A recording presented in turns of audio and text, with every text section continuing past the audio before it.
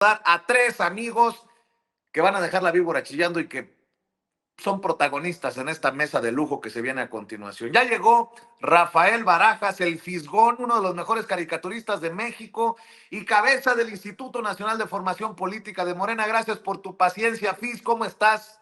Pues Muy bien, con buenas mucho tardes. gusto, con el gusto de estar aquí contigo y con tu auditorio, con el gusto de estar también con Toño y pues en lo que podamos, en lo que te pueda servir.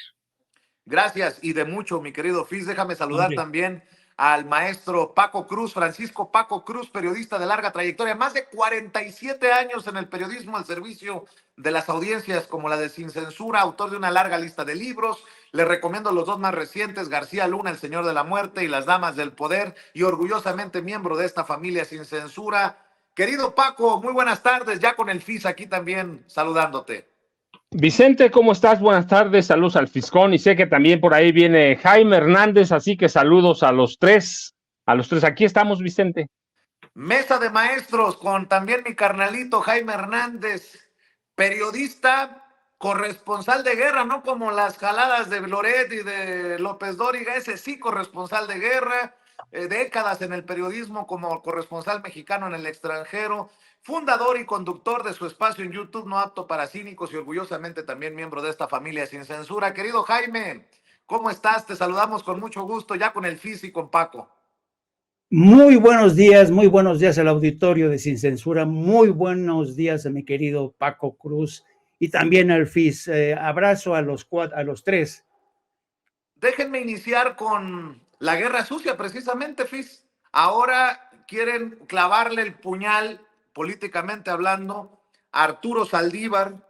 Y hoy el presidente también hace una defensa importante del ministro en retiro, en su momento ministro presidente de la Suprema Corte de Justicia de la Nación. Este ataque desde el Poder Judicial, que encabeza Norma Piña, confirma lo que he venido diciendo.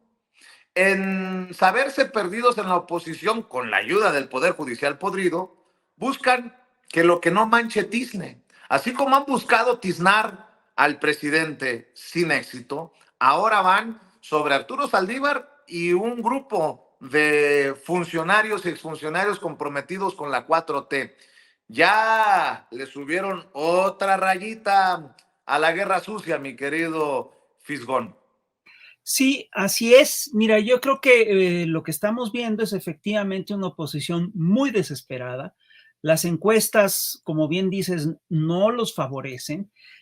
No los favorecen a nivel nacional, donde Claudia le lleva una ventaja ya de más de cerca de 30 puntos o más a Xóchitl Gálvez. Estas encuestas son las encuestas que han salido después del debate.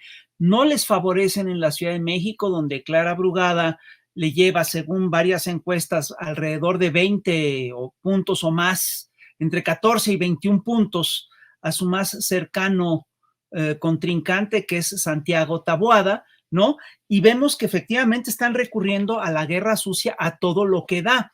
En la Ciudad de México tenemos cosas que son muy preocupantes. Aparte de todo esto que nos acaba de referir, de documentar Ricardo Sevilla, tenemos también el caso del agua contaminada de Benito Juárez, porque él habló de cómo los delegados que se quieren reelegir en Coyoacán, en Miguel Hidalgo, en Tlalpan, están destruyendo la publicidad de los candidatos de la coalición PT Morena Verde, ¿no? Pero también en el caso de Benito Juárez tenemos un caso, en Benito Juárez tenemos un caso bastante escandaloso, que es el caso del agua contaminada. Efectivamente hay un caso, es una situación que es delicada, que hay que revisar, pero ahí la historia que nosotros tenemos es que se hicieron denuncias de que el agua estaba contaminada, se hizo un primer estudio, ese estudio se supone que determinó que no era un tema grave, al parecer se hace 5 días después otro estudio que determina que sí está más contaminada el agua, pero entonces lo que vemos es una cosa muy curiosa, el Partido Acción Nacional, el PRI y el PAN, toda esta coalición, en vez de atender el problema, es decir, lo que hacen es que tratan de usarlo políticamente, les tratan de sacar raja política. Y esto contrasta claramente con lo que hizo pues el gobierno de la ciudad. y lo que hizo también el ejército. El ejército lo primero que hace es que asegura el pozo que está en la colonia Alfonso XIII e instala, al final de cuentas, una planta potabilizadora en el Parque San Lorenzo, se atiende a la gente, se cierra el pozo, se busca resolver el problema de la administración de agua, etc. ¿Qué hace la gente de Acción Nacional? En vez de tratar de resolver el problema, tratan de sacarle partido político. Vimos cómo cerraron insurgentes, vimos, y esto lo ha documentado, lo han documentado en varias cuentas, incluso de Twitter, cómo funcionarios de la delegación participan en los bloqueos. Entonces, fíjate qué chistoso. El problema es un problema de la delegación. Es un problema que está. ¿Por qué la delegación no participa en resolver el asunto? Porque básicamente lo que hacen esencialmente es tratar de sacar raja política, porque eso es lo que hacen siempre. Y fíjate, este no es el único caso, digamos, delicado. Ya Ernestina Godoy ha denunciado la asociación de Santiago Taboada con dos organismos que son de muy dudosa reputación, por decir absolutamente lo menos. Uno es el Sindicato Libertad, ¿no? Que es un sindicato que conduce Hugo Bello Valenzo, que es un cuate que está incluso en la cárcel acusado de homicidio. Y es un grupo, básicamente, es básicamente un grupo de choque. Es lo que denuncia Ernestina Godoy. Es un grupo de choque que se ha dedicado a la extorsión, que se ha dedicado al robo, que incluso está acusado de homicidios, etc. Y el otro grupo al que ha señalado Ernestina Godoy es el grupo de Poder Prieto, que es el grupo que originalmente coordinaba ni más ni menos que Cuauhtémoc Gutiérrez de la Torre, que también está preso. Es decir, Hugo Bello Valenzo está en el penal de Barrientos y pues Gutiérrez de la Torre también está preso. Pero fíjate, esto te habla básicamente de mucha desesperación y de una falta absoluta de límites éticos. Y fíjate, si hemos hablado aquí de cómo se ha acelerado la guerra sucia y cómo quieren utilizar el lawfare para todo. Pero aquí en México sí se está llegando a un caso extremo, ¿no? Es decir, yo no había visto en todo el planeta que utilizaran juicios, guerra judicial, que utilizaran guerra judicial para atacar a ministros de la Suprema Corte. Eso sí, no me había tocado y sin embargo es muy lógico que así suceda. En todo el planeta estamos viviendo un crecimiento, una oleada derechista muy acelerada y una de las herramientas que está utilizando esta derecha son las guerras judicial y la guerra mediática. Aquí en México estamos viviendo una embestida muy agresiva de guerra judicial y mediática y esto se debe en gran medida a que se ha planteado en las próximas elecciones un proyecto, llegar al famoso Plan C, que lo que plantea es efectivamente tener el suficiente número de congresistas, la mayoría calificada, para poder modificar la Constitución y, en concreto, para poder modificar el Poder Judicial en México. El Poder Judicial en México, siempre hay que recordarlo, es un poder que está ligado a grandes intereses oligárquicos, que se ha aliado a empresas multinacionales en contra de los intereses de la nación, que libera políticos tramposos, que libera narcotraficantes, que libera delincuentes. Es una Suprema Corte que no tiene muy buen nombre, ¿no? Y ahorita, y eso no quiere decir que toda la gente ahí esté podrida. Hay, por supuesto, todos conocemos a jueces decentes, a gentes correctas.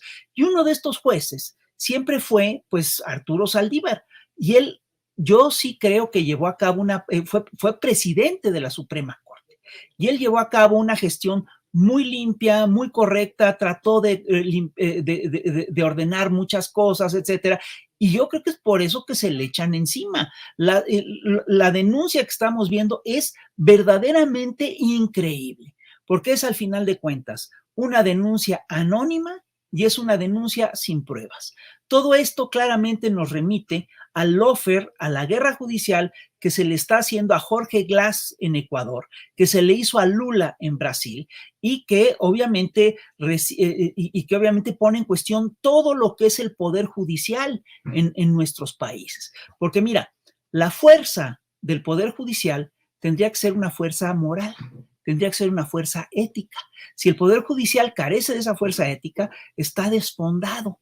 Y aquí lo que estamos viendo es que un sector del poder judicial está acusando a juzgadores que, perdón, pero que tienen mejor reputación que los acusadores, ¿no? De cosas muy graves. Entonces, sí tenemos, yo lo que quiero terminar diciendo esto, la cuarta transformación está avanzando, la cuarta transformación ha hecho muchos cambios, pero obviamente no ha llegado al punto de no retorno. Para poder consolidar este proceso necesitamos, sin lugar a dudas, cambiar el poder judicial. Necesitamos cambiar la forma en la que se hace política. Todo lo que expuso hace ratito Ricardo Sevilla, que se hace en Ciudad de México, todo lo que ocurrió alrededor del tema del agua en la Benito Juárez, todo lo que está ocurriendo con los grupos estos de Poder Prieto y el sindicato Libertad, ¿no? Que apoyan a Santiago Taboada y que a Santiago Taboada además acepta que lo apoyen porque dicen todo suma, ¿sí? Todo esto tiene que cambiar. Y para eso necesitamos profundizar la transformación y para eso es indispensable, ¿sí? Concretar el plan C, lograr una mayoría calificada en el Congreso y para ello también es indispensable hacer una buena vigilancia de la elección. Todo esto lo que nos advierte es que van a judicializar el proceso electoral. No pueden ganar en las urnas, entonces lo van a ganar en tribunales. Yo calculo que eso es lo que... Y fíjense cómo están de desesperados en la oposición, siguiendo con esto para escuchar al maestro Paco Cruz, que Alito Moreno, flanqueado por Chucho Zambrano y por Marco Cortés, el presidente nacional del PAN, salieron a anunciar una denuncia, fíjense nada más, contra el exgobernador del Estado de México, Erubiel Ávila. A ver si Alito Moreno no termina con un chorrito de sangre por morderse la lengua. A ver si vemos una denuncia del PAN también. Y no estoy defendiendo a Erubiel Ávila, creo que ya está grandecito. Imagínense usted. Pero a ver si también presentan una denuncia contra Cabeza de Vaca o contra Silvano Aureoles, el exgobernador perredista de Michoacán, señalado de haber financiado de inicio a Latinos. A ver, suéltalo, David. En el caso específico del exgobernador Erubiel Ávila Villegas del Estado de México, presentamos denuncia penal por los delitos de peculado, desvío de recursos públicos por más de 1,365 millones de pesos. Por no haber comprobado, esto está acreditado, los recursos públicos federales que les entregaron, fondo de aportaciones y sobre todo en los temas de salud, que es de conocimiento público y se ha vertido en medios de comunicación denuncias que hay. Alito. También ha habido investigaciones sobre Cabeza de Vaca, sobre Silvano Aureoles. Vi a Rubén Moreira muy alejado allá como en guardia, por si acaso lo mencionaban también a él. Hay que recordar que el coordinador de los diputados del PRI fue gobernador priista en Coahuila. Bueno, súmale, Paco, para escuchar tus comentarios, lo que retoma y que publica el periódico Reforma de Xóchitl Gálvez. Investigaré a hijos del presidente, dijo en su momento en redes sociales. Y dice Claudio X González, como debe ser. Pues ya respondió José Ramón López Beltrán, a quien le mando un abrazote. Dice, tú y tu candidata son libres de investigarme desde ahorita. El que nada debe, nada teme.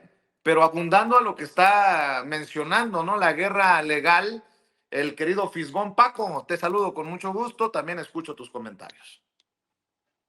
Vicente, mira, es que todo es producto ya verdaderamente sí de una embestida gravísima, grande, pero es producto de la desesperación mira, esto ha cambiado toda la narrativa. ¿En qué veníamos en las últimas semanas? En la vinculación de Andrés Manuel López Obrador con dineros del narcotráfico. Sí, ya se les cayó completamente. Si ves a la semana pasada, Loret y otros periodistas, como, bueno, periodistas entre comillas, pero digamos, comunicadores, cambiaron ya a la narrativa del presidente, de sus hijos, regresan a lo mismo porque nada funciona. Lo del Poder Judicial es más delicado que de lo que parece, porque se mete prácticamente al proceso electoral Enrique Peña Nieto. Hay que ver quién llevó a Norma Lucía Piña Hernández a la Suprema Corte de Justicia de la Nación. Humberto Castillejos y Luis Videgaray Caso operaron su llegada a la Suprema Corte y operaron también su ascenso a la presidencia de la Suprema Corte, del Poder Judicial en pleno. Entonces eso te muestra ya que caídas todas las narrativas, caído todo, entonces regresan a lo mismo los hijos del presidente, que es la postura inicial, pero los panfletos del comunismo, todo el mundo están tratando de ver qué les pega, a dónde llegan, a dónde pueden llegar. Me parece que no van a llegar muy lejos. Mira, lo de Erubiel es clarísimo. Erubiel tiene una fuerza, quizá no en todo el Estado de México, pero tiene una fuerza grandísima en lo que se llama el Valle de México, Ecatepec, Tlalnepantla. En esa zona tiene mucha fuerza Erubiel, y ahí nace la desesperación, porque es una zona que se supone que debía controlar en estos momentos Enrique Vargas del Villar, que mira, apuntando lo que dice Xóchitl, o lo que publicó Reforma sobre Xóchitl, de investigar a los hijos del presidente, es la zona que se supone que controla Enrique Vargas del Villar, y hoy Reforma lo mete en problemas otra vez. Entonces hay desesperación de la oposición, hay una andanada, hay una embestida, pero hay caos también, es decir, nadie sabe ya para quién está trabajando, y por ahí van a Xóchitl y Claudio X González, por ahí se meten Alejandro Moreno Cárdenas, se meten los Chuchos, Jesús Zambrano, se mete Marco Cortés. Es decir, están como en una especie de caos, hay una andanada, la guerra sucia no se va a detener, hay grandes intereses, el del Poder Judicial es uno, pero ya no es solo el grupo de Calderón, el grupo de Genaro García Luna. Hoy está un ataque directo de la Suprema Corte contra un ministro en retiro, Arturo Saldívar Lelo de la Rea. Es parte de la desesperación, no saben por dónde atacar. Yo lo decía, lo platicamos aquí la semana pasada, cuánto electoralmente va a pesar el ministro Saldívar, ministro en retiro. Creo que no tantísimo, pero tratan de pegar a donde sea, a donde vaya. Mira tú, ustedes estuvieron ayer en esa, yo estuve un día antes, y había dos empleados muy altos del Poder Judicial con los que platiqué, y me dijeron, mira, yo soy fulano de tal, para que no veas, para que no crean que todos estamos en el saco de Norma Lucía Piña Hernández. En febrero, yo te decía, lo habíamos dicho, hay desde la Judicatura, el Consejo de la Judicatura Federal, una embestida para reclutar un grupo de halcones, de informantes al interior del Poder Judicial Federal, que incluye el Poder Judicial, la Suprema Corte, el Consejo de la Judicatura y el Tribunal Superior Tribunal Electoral del Poder Judicial de la Federación. Es decir, hay un poco de desesperación, no saben para dónde van, no saben qué están haciendo, le están apostando a todo. El cambio, yo te decía, la semana pasada fue muy evidente el cambio de narrativa. Le dieron por los hijos del presidente, pero también le dieron a supuestos enfrentamientos que hay en Morena, enfrentamientos internos, los enfrentamientos que se inventaron del presidente con Claudia Sheinbaum porque no lo defendió en el debate. Es decir, como que de pronto se les descontroló todo. ¿Por qué? Porque no les pegó su campaña de filtraciones de la DEA, no les pegó eso, ya lo dejaron de lado definitivamente, no sé si definitivamente, pero por la semana pasada ya no lo retomaron. Entonces, como yo noto una especie de caos, así que cada uno está tratando de hacer campaña. Y mira, lo que decía el fiscal es real, ahorita el momento, lo importante ya no solo es la campaña presidencial, que yo digo, sí hay una evidencia sólida, por lo menos hay una intención de voto, para llevar a Claudia Sheinbaum a la presidencia. Lo preocupante ahorita, o lo que debe preocupar, no preocupante, lo que debe preocupar es que Morena le meta lo que falta, un mes y medio prácticamente, porque recuerda el proceso electoral como campañas termina una semana antes de las elecciones para que nos den una semana para reflexionar. Sí, estamos a un mes y medio de terminar las campañas, no tiene nada. ¿Qué van a hacer? Pues cada quien le va a pegar como sea, pero por eso es importante que Morena no solo preste atención a la presidencia y a la jefatura de gobierno de Ciudad de México, las 8 gubernaturas restantes, los 300 diputados, no, yo nunca hablo de 500 porque mira, los otros 200 son de partido, sabemos quiénes son, lo mismo que el Senado, yo hablo siempre de 64, ¿por qué? Porque los otros son o primera minoría o representación proporcional. Así que es importantísimo este mes y medio echar como todo en juego. ¿Por qué? Porque lo que hace el Poder Judicial es que muestre, no sé si el Poder Judicial verdaderamente esté jugando por Xóchitl, más bien está tratando de defenderse para enfrentar a Claudia Sheinbaum. A mí me parece que lo que hace el Poder Judicial en cargar contra el ministro Saldívar es muy mala noticia, debe ser para Xóchitl Gálvez Ruiz. No le está diciendo, no la está apoyando, en realidad está tratando de salvar sus intereses, un refugio de quién, de oligarcas, de personajes como Enrique Peña Nieto, todo su grupo, quiero decir, de Calderón, de Genaro García Luna, está tratando de salvarse ellos, están tratando de enfrentar, y eso de enfrentar a quién, a Claudia Sheinbaum. Para mí, esto, mira, es conceder derrota, están concediendo derrota, pero no va a ser tan fácil, ¿va? Se están agrupando para enfrentar a alguien y eso necesariamente debe ser muy mala noticia para Xóchitl Gálvez. ¿Por qué? Porque ya no están jugando por ella, están jugando en un caos que no saben cómo va a terminar, en qué va a terminar, pero sí saben que Claudia Sheinbaum Pardo va a ser la próxima presidenta de la República, Vicente. Así es, y en esta guerra legal, ojo con las declaraciones del muy chucho de Zambrano, el presidente de lo que queda del PRD. Échalo, David. Que estamos claramente en la ruta por parte del gobierno de una no solamente elección de Estado, sino de una narcoelección de Estado impulsada desde el gobierno federal por el propio presidente y desde luego solapando a delincuentes y a grupos criminales. Por ello, en este marco también de lo que se ha señalado de algunos exfuncionarios, delincuentes que han sido perseguidos y que siguen estando bajo proceso judicial, como los que se han señalado.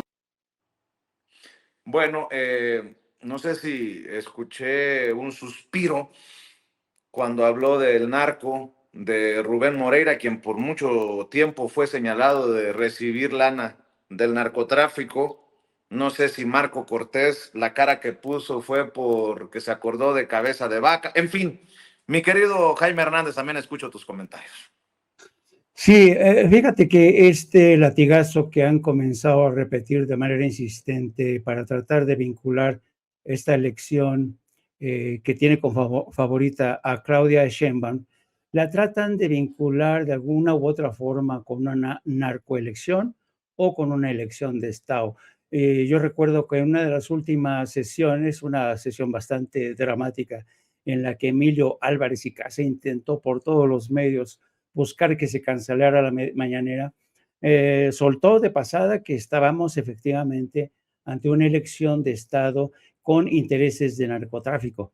Pero bueno, entonces esto demuestra hasta qué punto realmente están desesperados todos ellos y demuestra hasta qué punto también, yo creo que porque es bastante interesante que en medio de estas acusaciones haya surgido el tema de esta acusación inédita contra contra el exministro de la Suprema Corte, Arturo Saldívar. Yo francamente estoy escandalizado por el grado de desaseo que se está permitiendo la presidenta de la Suprema Corte. Yo En lo personal, yo he vivido en otros países donde el respeto al debido derecho, pues es sagrado, ¿no? Pero aquí en México, que la presidenta de la Suprema Corte se permita filtrar a los medios documentos que ponen en riesgo precisamente el debido derecho, esto, o sea, o la defensa de Arturo Saldívar, esto te da la medida hasta qué punto la justicia en México se ha corrompido hasta el tuétano. Yo recuerdo, por ejemplo, en todos y cada uno de los casos que indagué, me tocó estudiar en Estados Unidos y en Europa, sobre todo en Estados Unidos, está prohibidísimo, prohibidísimo filtrar documentos hasta que estos no se les levante el sello en un tribunal donde se le comunica al acusado de que cuál es la imputación, cuáles son las razones de su encauzamiento. Pero en este caso yo me quedé realmente con el ojo cuadrado. Ahora bien, a mí lo que me interesaría en estos momentos, Vicente, Fis y Paco, es hablar de los poderosos vasos comunicantes que hay entre México y Estados Unidos. Y cuando hablo de Estados Unidos, hablo de intereses, poderosos intereses fácticos. Miren, les voy a decir a qué me refiero. El día de mañana, martes, en la sede de la Asociación de la Barra Nacional, Barra de Abogados de Nueva York, con el copatrocinio del Centro para la Justicia Internacional, Cyrus Vance, se va a realizar una mesa redonda cuyo título es el imperio de la ley en México, que se encuentra en un cruce de caminos. Les voy a leer el enunciado que dice así: a principios de febrero, apenas 4 meses antes de las elecciones presidenciales programadas, el presidente mexicano López Obrador introdujo una serie de reformas constitucionales con graves implicaciones para el sistema judicial, la integridad electoral y otras instituciones. Las organizaciones de la sociedad civil y los grupos de vigilancia han expresado su preocupación por estos intentos de ejercer control sobre el poder judicial, la ausencia de iniciativas anticorrupción sustanciales y propuestas que podrían debilitar a los órganos de supervisión electoral. Bueno, ¿quién va a participar en esta mesa que va a estar mañana entre las 18 y las 20 horas ahí en la Barra de Abogados de Nueva York? Va a estar Roberta Jacobson, que fue embajadora de Estados Unidos en México y que ha creado una organización nueva que se llama Dinámicas Américas. Es una organización, todos los ex embajadores, cuando se quedan sin chamba, se retiran, crean instituciones, grupos de consulta, grupos de cabilderos, sería más correcto decirlo así, que reciben financiamiento de grandes intereses corporativos. Bueno, entonces va a estar mañana Roberta Jacobson y un abogado mexicano que se llama Jorge Sepúlveda García. ¿Quién es Jorge Sepúlveda García? Jorge Sepúlveda García es un abogado especializado en fusiones, en amparos. Él es egresado de la Escuela Libre de Derecho, es amiguete de Felipe Calderón y le mandé a Dave algunas de las fotos en las que aparece Jorge Sepúlveda. Miren, aquí lo vemos. Jorge Sepúlveda es el que está hasta la izquierda de su imagen. ¿Y junto a quién está? Está junto a Luis María Aguilar, ministro de la Suprema Corte, junto al gobernador de Querétaro, tu amigo, querido Vicente Serrano. Paso. Hay otra foto, querido Dave. A ver, mira, y aquí lo tenemos también a la izquierda a José Ramón Cosío, el exmiembro de la Suprema Corte, al propio Jorge Sepúlveda abrazado y al gobernador de Querétaro. Bueno, para que te veas, y si tú revisas las redes sociales de Jorge Sepúlveda García, es uno de los que actualmente están aplaudiendo la decisión de Norma Piña de investigar a Arturo Saldívar. ¿Qué quiere decir esto? ¿Por qué un personaje como Roberta Jacobson, que fue impulsora del plan, la iniciativa Mérida, fue una interlocutora que Barack Obama eligió para iniciar el proceso de deshielo con Cuba, hizo una buena labor en México hasta que decidió retirarse porque estaba harta de que Donald Trump no la pelara? Se retiraron muchos diplomáticos ante el maltrato de Donald Trump. Pero ¿qué hizo acto seguido Roberta Jacobson? Creó su propia firma de cabilderos que ahora se ha unido con estos grupos de derecha, del Partido Acción Nacional, de grupos de intereses corporativos, para sumar alianzas y establecer estos vasos comunicantes que vemos que muchas veces somos incapaces de identificar, pero que están más vivos que nunca. Las relaciones que tiene la Suprema Corte con el poder conservador se extienden más allá de las fronteras de México hacia Estados Unidos y hacia Europa. Por tanto, yo creo que una de las grandes misiones y realmente desafíos que enfrenta Claudia Sheinbaum hacia adelante es tratar de evitar que el poder judicial siga en manos de este poder que lo ha corrompido todo, de esta derecha conservadora, que sobre todo, pónganse a pensar un poco desde la perspectiva de los intereses corporativos desde Estados Unidos. Estados Unidos está consciente de que sea quien gane las elecciones, es muy posible que sea Claudia Sheinbaum, México y Estados Unidos van a avanzar en este proceso de integración, ¿no? Junto con Canadá. Pero qué mejor que este proceso de integración se haga bajo las condiciones que establezcan poderosos intereses corporativos de Estados Unidos. De ahí la importancia de mantener este poder, anclado este poder en el Poder Judicial. Por este Poder Judicial está tan envalentonado, tiene tras de sí enormes recursos financieros, poderosos intereses corporativos dentro y fuera de México. Entonces, esto te habla realmente de a qué se enfrenta en estos momentos Andrés Manuel López Obrador y a qué se va a enfrentar a partir de octubre Claudia Sheinbaum.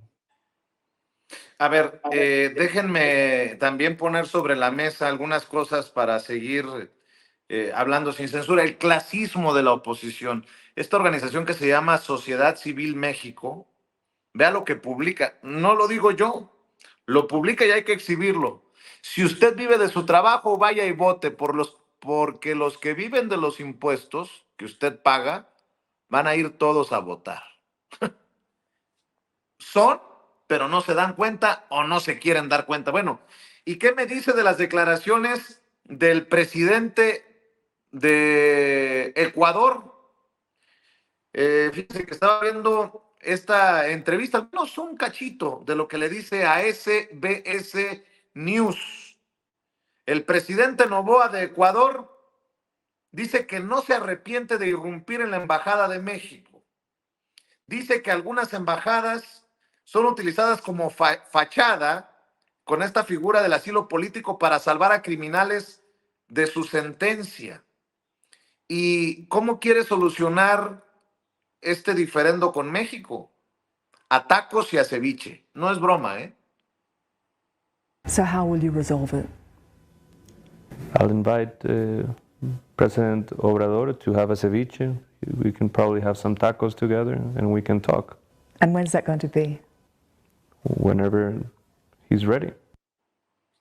Ahora resulta que Andrés Manuel López Obrador tiene que estar listo para comer ceviche y tacos con Noboa.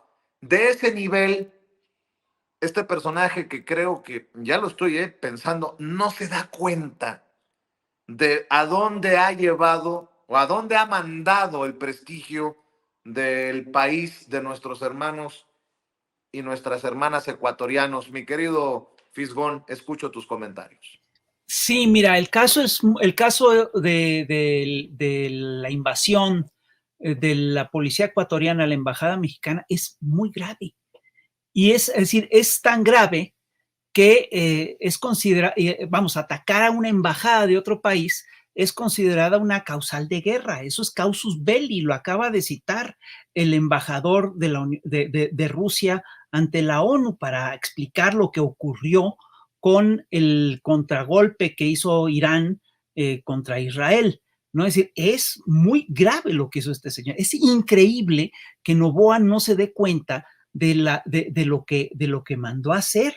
Y me parece que es muy de juniors y muy de estas oligarquías racistas que han imperado en América Latina durante décadas y décadas y décadas, ¿sí? El actuar como si tuvieran el derecho a hacer lo que se les da la gana y que no pasara nada.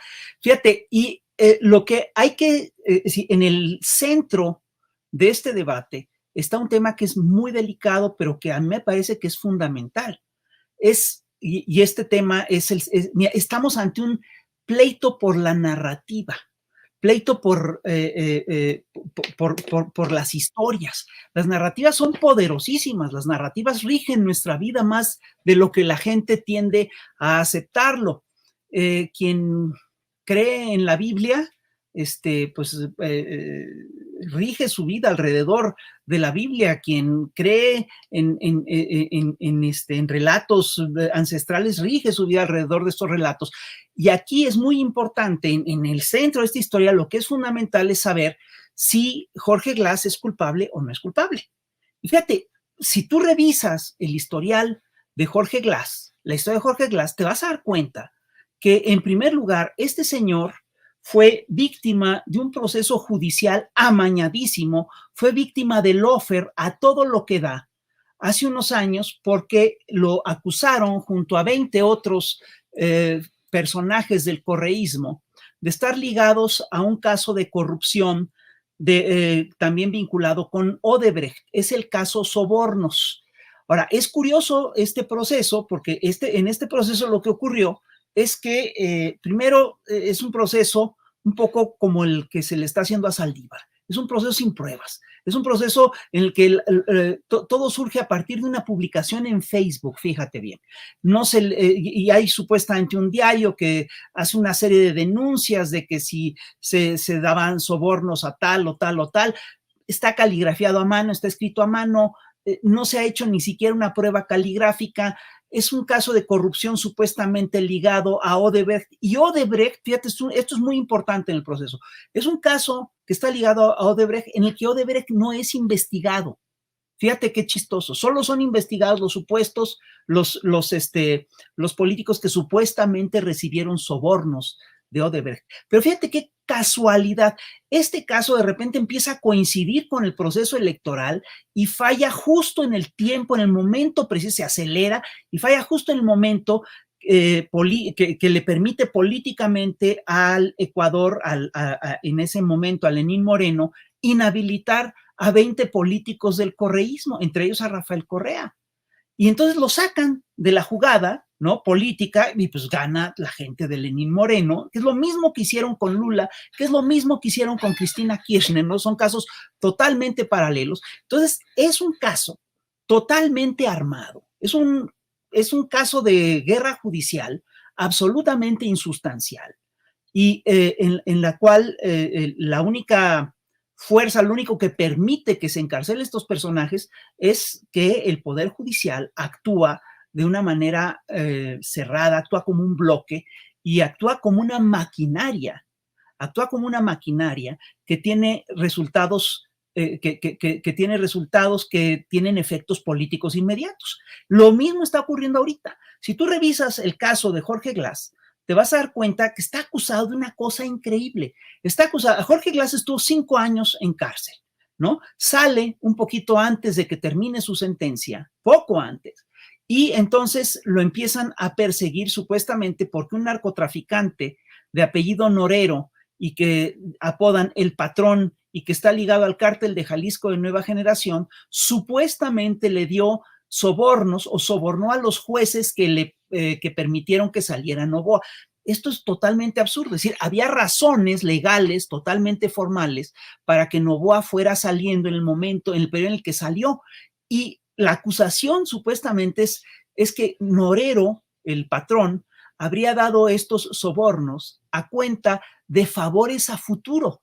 ¿Cómo puedes demostrar que alguien recibe sobornos a cuenta de favores a futuro?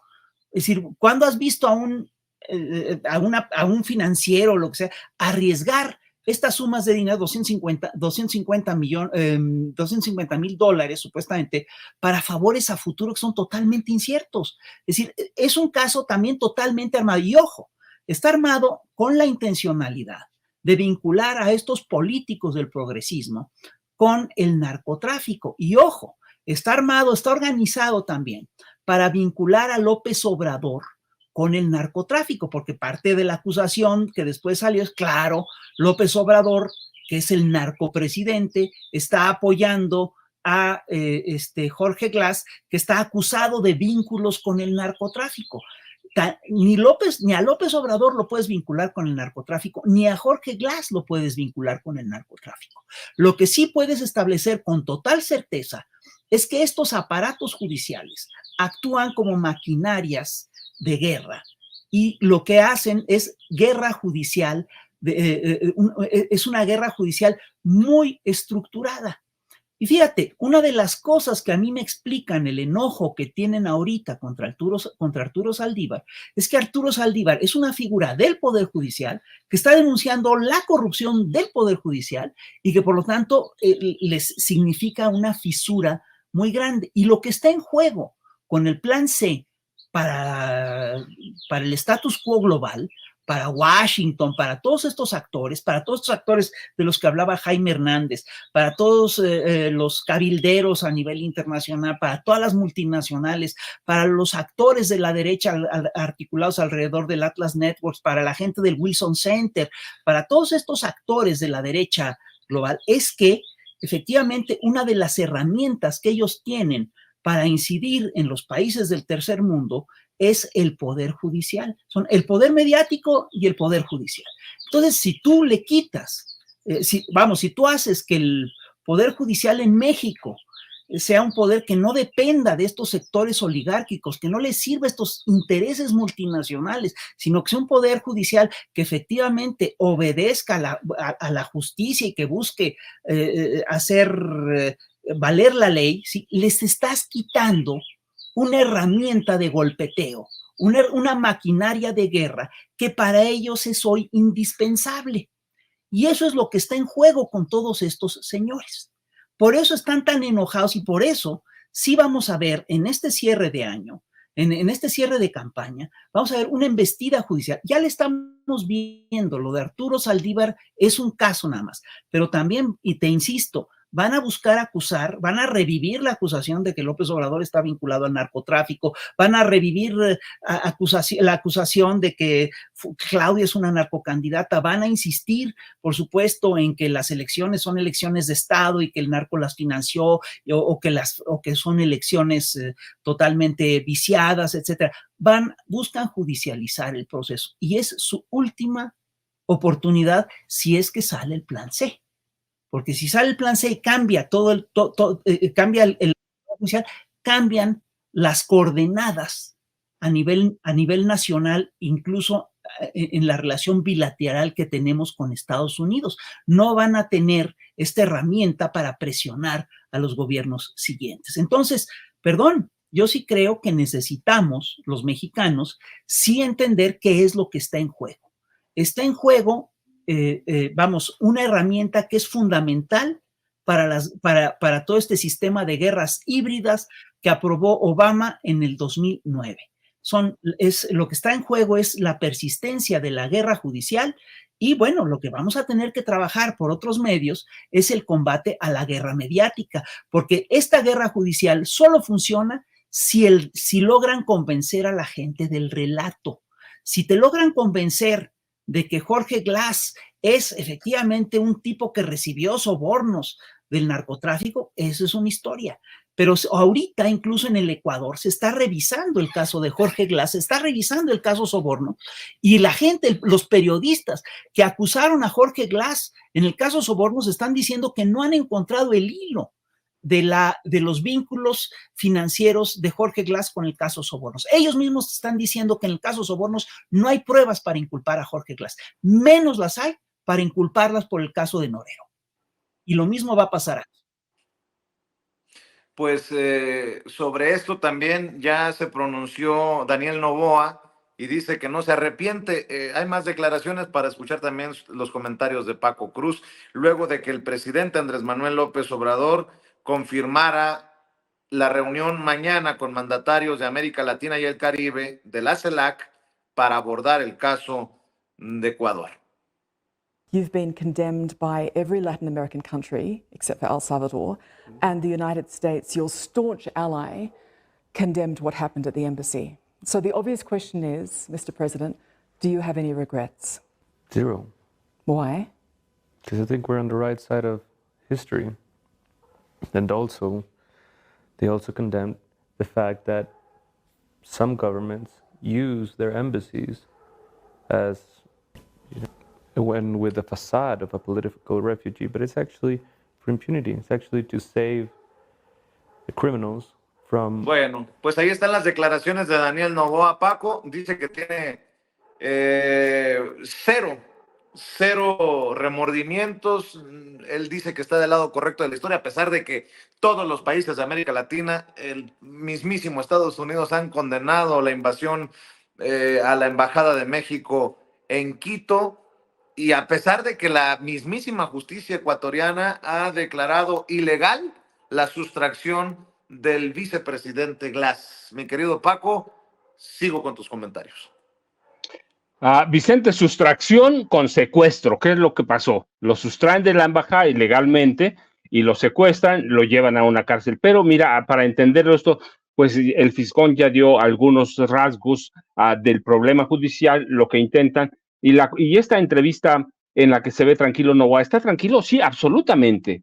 Está confiando que la oligarquía de su país, las oligarquías, lo van a mantener, absolutamente que sí, empezando por su familia, que controla parte de Ecuador, claro, de Ecuador. ¿De Ecuador o de Estados Unidos? Porque se ve muy no de Ecuador. Estados Unidos, ¿no? Ya ves que también es ciudadano estadounidense. No, claro, pero ¿quién puede sostener en el poder en Ecuador, en la presidencia? La oligarquía, sí, claro, su familia es una oligarca, dueña de plantaciones de banano y de cualquier cantidad de negocios. A la oligarquía de los periódicos en Ecuador, claro que también. Y vamos a Estados Unidos. ¿Por qué está tan tranquilo? Pues porque no está solo. Mira, desde 2021 debimos haber tenido visos, no los teníamos, de que el Comando Sur de Estados Unidos intentaba hacer cosas en Ecuador. La general Laura Richardson, que es la jefa del Comando Sur, desde entonces lo aseguró. Ella viajó, ha viajado varias veces a Ecuador para reunirse con autoridades de aquel país y les ha delineado el plan que tiene, y ella ha aclarado después de las reuniones, incluso en el gobierno de Guillermo Lasso, dijo que tenían un plan para Ecuador de 5 años, un plan de seguridad que incluye ese plan de seguridad a apropiarse de quién, de Ecuador. ¿De Ecuador para qué? Para frenar a los gobiernos progresistas. Y eso incluye el de México, y por eso la toma violenta o la toma por asalto, y yo digo militar porque el mismo presidente Noboa dijo en un comunicado que había sido una irrupción con autoridades policíacas y militares. Entonces, ¿qué es? Pues es una irrupción militar, una toma por asalto militar, decía el fiscal. ¿Se configura el delito para declarar guerra? Claro que sí, pero ¿por qué lo hace? Justamente porque la general Richardson está atrás de él. ¿Y qué van a hacer? Pues tratar de contener a todos los gobiernos progresistas, no solo de América del Sur, sino de toda América.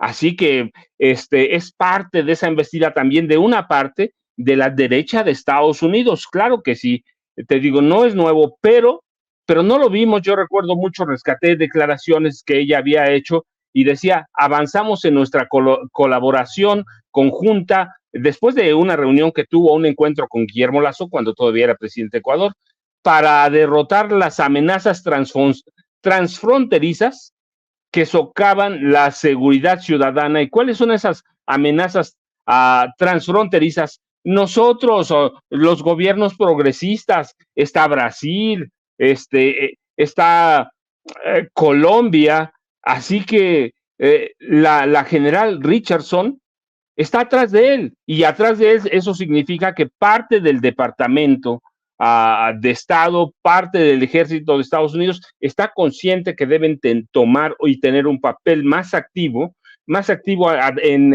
en países como Ecuador. Antes tenían a la CIA atrás de todo, la teníamos incluso nosotros. hoy con el desprestigio que se carga la CIA, con el desprestigio que se carga la DEA, ¿a quién tienen?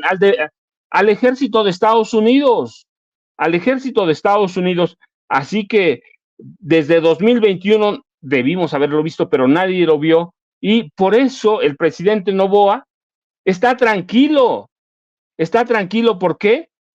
Porque tiene atrás al Comando Sur de Estados Unidos. Le ha dado visto bueno. ¿Y qué van a hacer? En 5 años le van a entregar a Ecuador. ¿Qué van a hacer con Ecuador? Lo mismo que intentaron hacer con Colombia en su plan Colombia, y lo mismo que hicieron con Colombia en 2009, cuando Colombia, con toda la derecha plena, les entregó por lo menos 8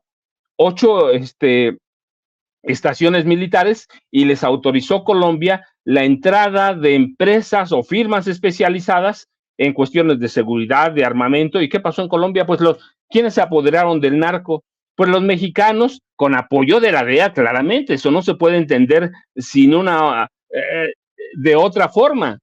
¿Por qué los mexicanos ahora pueden se apropiaron de la producción de cocaína, de hoja de coca? ¿Por qué lo hicieron?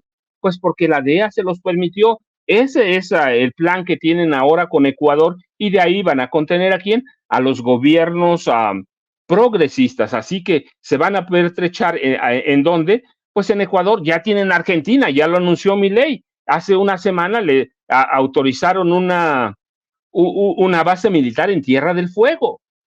Así que ese es un plan de quién. No es de Noboa, no es de Noboa, no es de las élites de Ecuador. Es un plan de quién? Del Comando Sur de Estados Unidos, que representa a una parte de los poderes de Estados Unidos, va del Estado tal o del Estado mismo. Así que tenemos que entender todo esto con lo que decía el Fisgón, y entender los planes del Comando Sur para América del Sur. Y claro, ahí entramos nosotros, y la toma por asalto a la embajada, pues es el ejemplo. ¿Qué va a pasar? Pues primero yo digo lo que siempre digo: mira, hay que atender el plan C. Es la única forma de contener este avance o esta embestida de la derecha, que se va a venir peor en las siguientes 5 semanas. Va a ser, lo dijimos aquí mucho tiempo, va a ser brutal. Así ha sido y así va a ser. No podemos esperar otra cosa. La derecha en México y gran parte de la oligarquía en el mundo se está jugando en México. Muchos están jugando, algunos de ellos la vida, porque así la ven, están jugando el dinero, ¿va? Y el dinero es la vida. Así que tenemos que esperar que en las próximas 5 semanas haya una andanada, una embestida brutal, y la única forma de contenerlos, ¿qué es? Salir a votar el plan C, votar. Estaba leyendo hoy algunas entrevistas que le hicieron a Guadalupe Tadei, que decía que esperan hasta 63 millones de votos. Yo espero que salgamos a votar verdaderamente por el plan C, y lo digo que salgamos porque eso hicimos en 2018. Nosotros, no han entendido muchos que nosotros queríamos cambios desde 88. Así que, ¿qué hay que hacer? Pues salir a votar el plan C. Y lo otro, pues no debemos asustarnos. Digo, hay que preocuparnos, hay que ocuparnos, no preocuparnos. ¿Hay que ocuparnos de qué? De tratar de entender lo que están haciendo Noboa, los oligarcas mexicanos, los viejos periodistas mexicanos, o esos periodistas de los llamados medios masivos de comunicación. Están perdiendo mucho dinero, y el dinero es fundamental, y todo es un programa, un proyecto de gobierno, regresar al capitalismo salvaje, ¿no? El neoliberalismo salvaje, que ya lo están haciendo en Argentina, lo van a hacer en Ecuador, y van a tomar todo lo que puedan si nosotros no salimos a votar el próximo domingo 2 de junio, Vicente. Así es. Querido Jaime, también escucho tus opiniones, tus comentarios. Pues yo quisiera complementar lo que han dicho mi querido Fis y mi querido Paco. Yo coincido con el análisis que han hecho ambos, y yo añadiría un elemento más para entender este rompecabezas, ¿no? Para hacer una composición de escena de lo que está pasando. Efectivamente, yo creo que lo que dice el maestro Paco Cruz tiene muchísimo que ver con la baja de Colombia como al país que era aliado incondicional de Washington, porque desde que llegó Gustavo Petro, Colombia le ha dado la espalda a su amo, Washington. Acuérdense que en muchos sentidos Colombia fue durante muchas décadas el niño consentido de Washington, el l'enfant chouchou. En muchos sentidos Colombia es el equivalente de Israel en Oriente Medio, pero en América Latina. Estados Unidos ha dado ayudas más que generosas a Colombia durante décadas. ¿Por qué? Porque Colombia ha sido precisamente un lugar estratégico, un lugar de contención frente a Venezuela, frente al avance de fuerzas democráticas de centro izquierda. Entonces yo coincido con Paco Cruz en este sentido. En muchos sentidos yo creo que aunque no lo digan en voz alta, Ecuador podría ser la esperanza de Washington para ocupar el lugar de Colombia, para hacer el papel de contención que hacía Colombia en muchos sentidos, ¿no? Pero, y esto, si lo analizamos cuidadosamente, por ejemplo, ¿por qué Estados Unidos y Canadá tardaron tanto en condenar la invasión a la Embajada de México en Quito? ¿Por qué razón? ¿Es que acaso el presidente Biden no estaba bien informado? ¿El Departamento de Estado no estaba informado? Por Dios, tienen embajadores, ellos manejan información en tiempo real. A mí que no me vengan con este cuento de que el presidente Biden no estaba bien informado. No, por supuesto. Y Brian Nichols, el subsecretario de Estado para el hemisferio, tardó casi 48 horas en emitir un comunicado blandengue, ambiguo, en el que no condenaba abiertamente, y fue hasta que el presidente de México forzó la mano del presidente Biden y del primer ministro de Canadá, Justin Trudeau, que entonces ambos gobiernos se pronunciaron abiertamente. Esto te habla de esta ambigüedad con la que se sigue manejando Washington para tratar de evitar que el liderazgo de México en toda la región siga creciendo como ha crecido hasta ahora. El liderazgo de México bajo esta administración es innegable. Solamente hay que ver un poco lo que ocurrió en el seno de la Organización de Estados Americanos. Nadie se atrevió en la OEA, que vaya que es la OEA, a poner en entredicho lo que había declarado México, las imágenes, la defensa que hizo el presidente de México de lo que había ocurrido en su embajada en Quito. Así es que yo creo que es lamentable, realmente es muy triste que Estados Unidos y Canadá sigan jugando en este terreno de la ambigüedad, ¿no?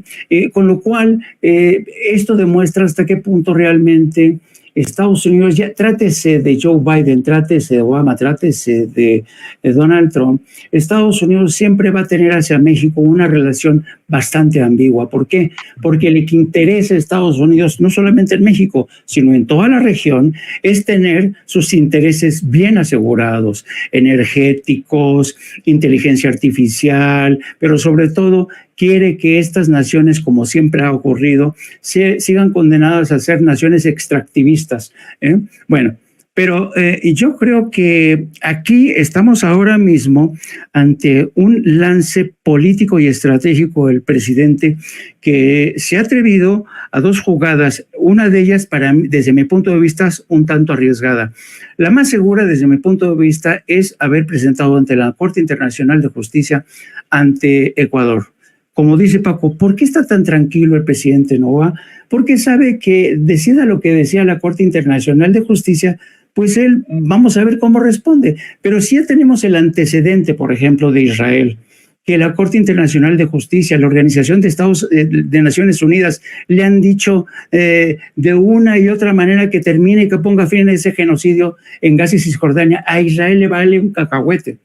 Entonces vamos a ver hasta qué punto realmente Estados Unidos acompaña a Ecuador cuando la Corte Internacional de Justicia emita su pronunciamiento. Lo bueno es que va a durar este juicio y digamos que va a ser cualquier fallo, es muy posible que ocurra después del 2 de junio.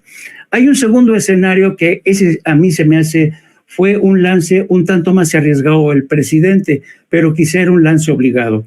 Me refiero a la petición ante la Corte Internacional de Justicia y ante el secretario general de la ONU para que Ecuador sea expulsado de la Organización de Naciones Unidas. Y esto es algo que yo creo que va a ser tremendamente complicado. Miren, yo recuerdo, por ejemplo, cuando Rusia decide invadir Ucrania, cuando lanza la ofensiva más brutal, más cruenta, Ucrania pidió a todos los países de la ONU sumarse a su petición para que Rusia dejara de ser miembro permanente del Consejo de Seguridad. Conclusión, aún contando con el apoyo más o menos de Estados Unidos, no consiguió su objetivo Ucrania de expulsar o sacar a Rusia del Consejo Permanente de la ONU. ¿Por qué? Porque estamos hablando de una organización de Naciones Unidas que ya está esclerotizada, que está prácticamente capturada por Estados Unidos, por Rusia, China, francamente este edificio vetusto de la ONU ya no está haciendo nada. A mí me gustó por eso muchísimo el discurso de Alicia Bárcena cuando anunció precisamente las acciones que iba a presentar México ante la Corte Internacional de Justicia, porque dijo Alicia Bárcena: nunca como hoy estamos enfrentando una crisis del multilateralismo tan grave. Y esto es muy cierto. Y precisamente en este contexto de crisis multilateral va a ser muy difícil que realmente metan en cintura a Ecuador con una penalización ejemplar. Vamos a ver si la Corte Internacional, que puede ser un órgano, una entidad más independiente, lo consigue. Pero yo mucho me temo que en el seno de la ONU no va a ocurrir. Así es que yo creo que de lo que a mí me sigue llamando poderosamente la atención, como al maestro Paco Cruz, la tranquilidad del presidente Noboa. ¿Qué sabe Noboa que no sabemos nosotros? Y yo creo, para ponerlo en términos muy llanos, el presidente Noboa es hijo putativo de Estados Unidos. O sea, nos guste o no. Nació en Estados Unidos, es un país realmente es un país que en las últimas décadas, sobre todo en la última década, vio crecer el floreciente negocio de exportación de migrantes a Estados Unidos. Hace apenas 10 años ya era más fácil que te consideran un crédito para viajar, para pagarle al coyote, que para comprar un refrigerador o una televisión. Era más fácil, la banca te daba un crédito como ecuatoriano para pagarle al coyote antes que darte un crédito para comprar una tierra, un refrigerador, una máquina de coser. Así estaban las cosas en Ecuador. La gente pues realmente vive en condiciones muy precarias, la economía no ha crecido, estamos viendo el ambiente de ebullición en estos momentos. Ecuador vive un ambiente muy volátil en el terreno político, pero no sabemos cuál sea la palanca de Noboa. ¿A qué fue Noboa a Miami? ¿Qué es lo que está negociando? ¿Cuáles son los contactos de Noboa con los grupos de cabilderos de Washington? Vamos a ver. Pero en cualquier caso, yo creo que va a ser clave lo que decide la Corte Internacional y si acaso Ecuador cumple o no con esas sanciones. Y si Estados Unidos de alguna manera apoya a México para que Ecuador cumpla. Ya lo sabe, en el caso del Fisgón, @FisgónMonero en X, antes Twitter, busque sus cartones en los medios, además de Chamuco TV, la revista. Mi querido Fisgón, no sé si quieres terminar con algún otro comentario, alguna otra opinión, dándole siempre su paciencia y su generosidad. Solamente señalar una cosa, mira, en esta embestida que tenemos y que vamos a seguir teniendo durante mucho tiempo, que está marcada, como bien dicen los compañeros, por las lógicas imperiales y que están marcadas y son estrategias que va a aplicar directamente el Comando Sur, que ya se está tomando como atribuciones hablar de medios y hablar de todas estas cosas legales, etcétera, etcétera, etcétera. En esta historia, es decir, están echados a andar varios aparatos que son muy poderosos, el aparato de medios, el aparato judicial, etcétera. Pero en todas estas narrativas, en todas estas historias, lo que importa es la narrativa, y quien define la narrativa suele ser el aparato mediático. Aquí es muy importante que nosotros podamos defender una narrativa que esté ligada a la realidad. Es decir, que esté desvinculada de las lógicas del poder, de los poderes fácticos, y que vamos a decir, mira, aquí, aunque te digan que el señor Jorge Glass es un delincuente. Resulta que no hay nada para poder decir que es un delincuente, es un preso político, es el ex vicepresidente del país que está acusado falsamente de delitos que no cometió. Eso se vuelve fundamental en este debate, porque lo que nosotros hemos visto es que si se cae el relato, se cae el lawfare. Si López Obrador, si tú no puedes demostrar que López Obrador está cometiendo un delito, como no pudieron demostrar que López Obrador estaba cometiendo un delito en el predio del Encino, se tuvieron que echar para atrás en el lawfare. Si hubieran logrado convencer a un sector importante de la población de eso, se hubieran seguido derechito y lo hubieran sacado de la contienda presidencial en 2006 y le hubieran hecho el fraude de esa manera, no como se lo hicieron. Entonces, a lo que voy es a lo siguiente: sí es crucial en todos estos procesos la historia por la narrativa. La historia, y sobre todo, ¿cuál es nuestra tarea? Buscar la verdad detrás de las cosas. ¿Cuál va a ser la tarea de ellos? Engañarnos. Sí traen una maquinaria de engaño, un aparato de engaño muy poderoso, y parte de ese aparato de engaño está en el aparato judicial. Entonces, sigamos apostando por la verdad. Es todo. Pues sigamos apostando por la verdad aquí en Sin Censura. Tú sabes que se te admira, se respeta, se te quiere, mi querido Fisgón. Te mando un abrazo y espero que nos veamos muy pronto nuevamente en otra mesa, en otra oportunidad, ¿eh? Claro que sí, aquí siempre a tu disposición, Vicente, y toda mi solidaridad para lo que te hicieron en Querétaro. Son increíbles, son increíbles. Gracias, Fis, gracias por estar al pendiente. Ya ve que nos retuvieron en el Querétaro capital gobernada por el PAN, en el Querétaro estado gobernada por el PAN, hace un par de fin de semanas.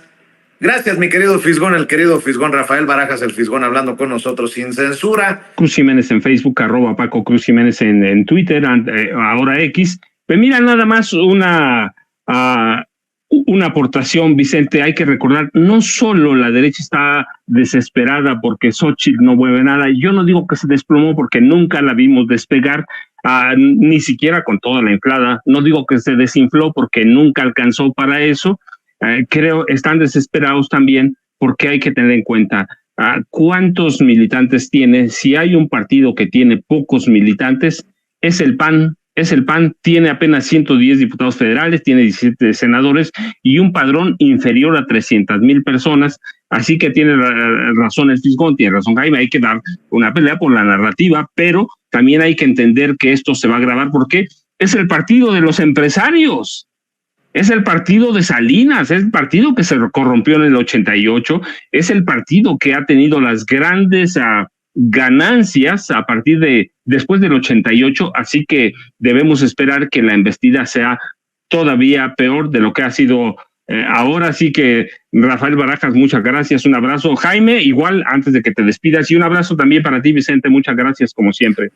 Gracias, Paco. Y bueno, recuerden que también pueden apoyar a Jaime Hernández en No Apto para Cínicos, su programa que llega en menos de una hora en YouTube, que lo pueden buscar como Jaime Journo en Twitter, @Jaime Journo en Twitter.